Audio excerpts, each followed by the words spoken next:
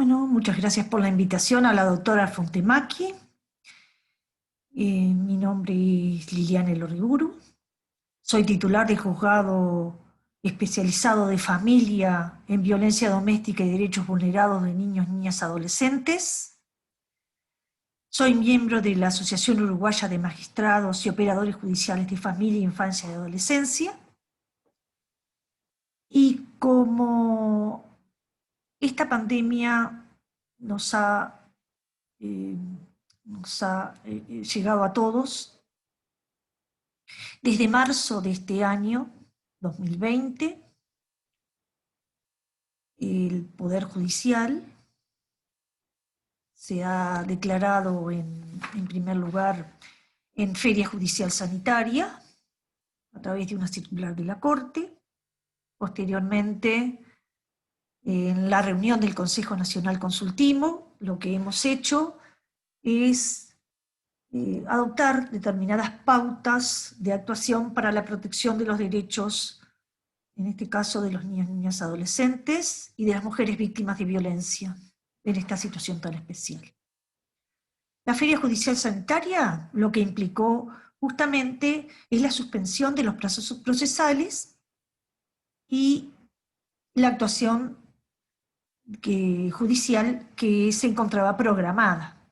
Pero en nuestro caso, en los casos de los juzgados con esta competencia, el juzgado de familia con esta competencia, lo que ocurrió fue que nosotros seguimos atendiendo la emergencia, adoptando medidas preventivas, extendiendo medidas preventivas y cautelares. En la reunión del Consejo Consultivo se solicitó que extendiéramos esas medidas ya dispuestas por el plazo de 60 días más y a su vez extendiéramos las medidas cautelares como tenencias y pensiones alimenticias ya fijadas a los seguros por desempleo en los casos en que la persona había perdido su empleo o se encontraba en un impasse, y es un beneficio que otorga el Banco de Previsión Social. ¿Qué ocurría en esta época de pandemia? ¿Qué ocurre en esta época? Que la persona víctima de violencia pudo continuar realizando la denuncia. Pudo tener el acceso efectivo a la justicia, porque los juzgados seguimos en esa actividad de protección de derechos. Los juzgados de familia seguimos actuando en la posibilidad de proteger derechos. ¿Qué ocurre cuando se realiza una denuncia? ¿Y cómo se realiza una denuncia? En general, la denuncia se realiza en la seccional policial, puede realizarse también por una aplicación 911, por una aplicación del Ministerio del Interior directamente para los que tienen medios electrónicos, que se ingresa directamente y se redacta la denuncia en el Ministerio del Interior. A su vez, puede realizarse a través de los centros educativos, porque los centros educativos tienen un protocolo de actuación. Los centros de salud también tienen un protocolo de actuación en los cuales se puede denunciar, ya sea cuando a través de la atención se pone en conocimiento la existencia de violencia respecto de mujeres víctimas de violencia o niños y niñas adolescentes. Incluso se puede denunciar, se pudo denunciar directamente en los juzgados que estamos de turno, directamente sin necesidad de una firma letrada, e incluso por mail, a través del mail institucional del juzgado, se pudo realizar la denuncia y se puede realizar la denuncia. Existe una acordada de la Corte 8071, donde se incorporó lo que se llaman las buenas prácticas de actuación y entre ellos está la posibilidad de realizar directamente la denuncia sin firma letrada. Que eso ya existía hace tiempo y en los distintos juzgados se aplicaba. Pero con una circular de la Corte se posibilitó también el acceso inmediato a la justicia por esa vía. A su vez, una vez que se realiza la denuncia, se le comunica al juez de familia o al juez que tenga la competencia, se le comunica directamente o vía telefónica y el juez adopta las medidas, en forma inmediata, las medidas preventivas.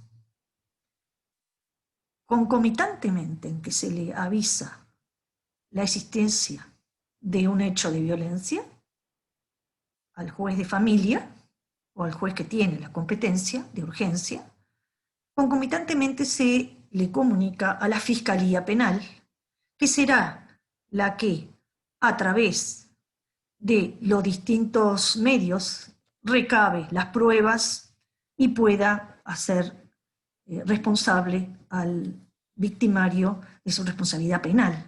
Pero, mientras tanto, debemos proteger a la víctima de violencia. Las medidas que se adoptan en forma inmediata pueden variar. Pueden variar porque podemos establecer medidas de protección, por ejemplo, de acercamiento en un radio determinado y de comunicación. Podemos establecer medidas de saca del hogar, incluso con prestación de garantías, y la previsión de comunicación puede ser por los distintos medios, incluso por medios electrónicos. No se podría comunicar el victimario por ningún medio con la víctima. Una vez que se establecen las medidas, dentro de las 24 horas, el equipo multidisciplinario de la sede realiza una evaluación de riesgo. Una evaluación de riesgo para poner en conocimiento del juez si esa situación es de alto riesgo o de un riesgo medio o bajo.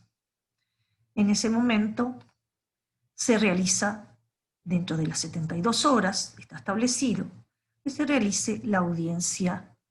Yo la llamo preliminar evaluatoria, porque lo que estamos evaluando es el cumplimiento de las medidas, es cómo hacemos para proteger a las víctimas desde el momento que realizan las denuncias.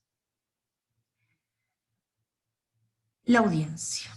La audiencia se realiza en forma breve, dentro de las 24, 48, 72 horas. Está establecido. Y en la audiencia lo que se hace es ratificar las medidas que ya se dispusieron, muchas veces en forma telefónica, que ya se dispusieron muchas veces inmediatamente al recibir la noticia de vulneración de derechos o de violencia. Se ratifican las medidas, se pueden disponer otras medidas, porque incluso la ley 19.580 establece un conjunto de medidas para una serie de formas de violencia, establece 18 formas de violencia, que no es taxativa. Así como las medidas tampoco son taxativas. Son las medidas que más adecuen a la situación de violencia sufrida. Además de las medidas preventivas, en la propia audiencia se fijan las medidas cautelares. Medidas cautelares son aquellas que también por un plazo determinado son las que después y posteriormente requieren de un juicio posterior para que queden en forma definitiva. Por ejemplo, la tenencia que nunca puede quedar en manos del victimario, la pensión alimenticia para los obligados, los que están obligados, los victimarios, a pasar pensión alimenticia, también se fija un porcentaje o se fija una suma de dinero en forma provisoria para posibilitar que ese niño o niña adolescente pueda tener su derecho alimentario garantizado. En el momento de la audiencia, además de ratificarse las medidas y de disponerse otras medidas, también inmediatamente se designa un defensor público o defensor privado, de acuerdo a la situación, porque muchas víctimas concurren a las audiencias con un defensor de su confianza. En ese caso, el defensor tiene una función activa. ¿Por qué?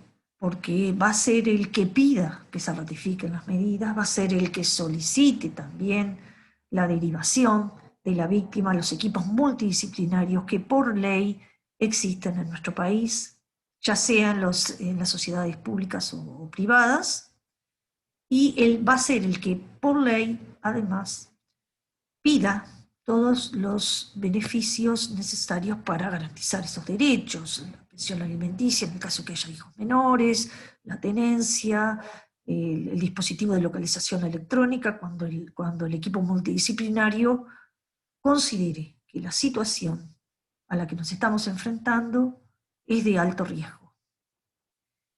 El equipo multidisciplinario es el que establece la evaluación de riesgo. En los casos de violencia contra niños, niñas y adolescentes, se actúa de la misma manera. Se fijan las audiencias, el defensor se entrevista con el niño, pone en conocimiento del juzgado lo que le solicitó el niño, teniendo en cuenta siempre su interés superior, que incluso en el artículo 6 del Código de la Niñez y Adolescencia se define expresamente y dice que es el reconocimiento y respeto de los derechos inherentes a su calidad de persona humana. Al definir el interés superior, debemos tener presente siempre el respeto a la persona humana del niño, niña y adolescente. ¿Y cómo tenemos en cuenta ese respeto? Tenemos que tener en presente que no debemos revictimizar.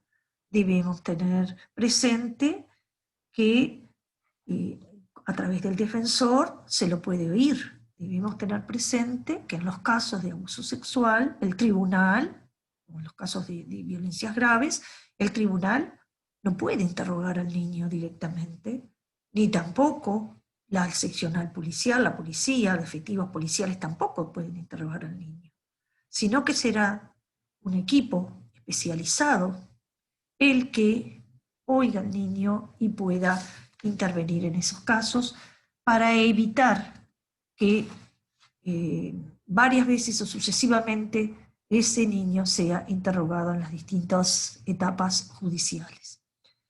No se debe confrontar con el victimario, está prohibida la confrontación en la propia audiencia, se deberá tener en cuenta en general que el niño debe ser oído a través de los distintos informes técnicos o a través de su defensor, no debe ser interrogado, como dijimos, y además debe concurrir a la sede la menor cantidad de veces posible.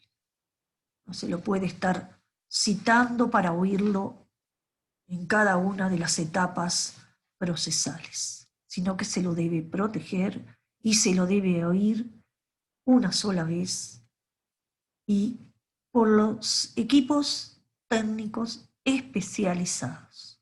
Debemos destacar que en todas las sociedades médicas y la salud pública existen por ley, como ya dijimos, equipos multidisciplinarios que atienden a mujeres víctimas de violencia y hacen una atención en el tiempo prolongada y a su vez a niños, niñas y adolescentes. Esos serán los informes que se agreguen en las audiencias y en el expediente, y esos serán los informes a través de los cuales, en muchos casos, se oirá al niño. Por otro lado, se grabará a través de la cámara Gesell, se grabará en la parte penal la declaración del niño con personal técnico especializado por única vez. Pero en materia de familia y urgencia, lo que se hará es tratar de no revictimizar al niño que debe concurrir al juzgado y que muchas veces es interrogado por ese derecho a ser oído, interrogado por el tribunal. El artículo 9 de la ley 19.780 lo dice expresamente que no puede ser interrogado por el tribunal, sino que podrá ser oído a través de personal técnico especializado. En estas épocas de pandemia debemos tener presente también que es muy difícil que cada vez que tengamos que oír al niño, el niño tenga que ir a la sede judicial para poder ser oído y saber qué es lo que en este momento quiere de acuerdo a su interés superior. Por eso hay que protegerlo desde todo punto de vista y hay que protegerlo de la forma de no hacerlo concurrir varias veces a las sedes judiciales para ser interrogado, sino que solamente se lo deberá oír a través de personal especializado, y los defensores que tienen un papel activo en los juzgados y en las audiencias son los que deberán solicitar los distintos informes a través de los equipos que han trabajado con los niños. Informes de salud, informes educativos, informes sociales en relación a tomar conocimiento de cómo se debe actuar en esos casos en particular para proteger el interés superior del niño, para proteger a los niños víctimas de violencia y víctimas muchas veces de abuso sexual, que en general en los turnos tenemos aproximadamente unos 5 o 6 denuncias de abuso sexual, que casi siempre son denuncias de abuso intrafamiliar, en donde el niño se ve expuesto a distintas situaciones. Al disponer las medidas de prohibición, en el caso de abuso sexual en especial, yo las dispongo por un plazo, sí, pero hasta la mayoría de edad de los niños, niñas, adolescentes, o hasta que otra cosa se establezca por la vía procesal correspondiente. Porque no debemos olvidar que las fiscalías en un sistema acusatorio penal serán las que trabajarán para reunir los medios probatorios. Pero ese trabajo tarda. Y la justicia que tarda es justicia que no llega, que no se accede. Por lo tanto, a través de los juzgados de familia especializados, a través de los juzgados con la competencia en protección, son los que adoptamos las medidas preventivas y las medidas cautelares para hacer posible el acceso efectivo a la justicia de las personas en situación de vulnerabilidad. En general, la tenencia se la entregamos a una persona de la familia, porque los niños, niñas, adolescentes tienen derecho a vivir en familia. Pero hay otras veces en las cuales, y con consentimiento del menor, niño, niña, adolescente, se podrá disponer la internación en un centro público, el Instituto del Niño y Adolescente, una internación de 24 horas, de acuerdo al consejo que puede dar esa institución, que siempre interviene y siempre se le manda la comunicación para su intervención, a los efectos de que recomiende a los jueces de familia si es conveniente que ese niño, niña, adolescente sea internado en un sistema de protección de 24 horas por el menor tiempo posible, o si es conveniente la entrega a algún familiar que aparezca como protector de los derechos inmediatos. Y es una forma, como dijimos siempre, de acceder inmediatamente a la justicia de las personas que se encuentran en situación de vulnerabilidad. Bueno, muchas gracias por la invitación y hasta la próxima.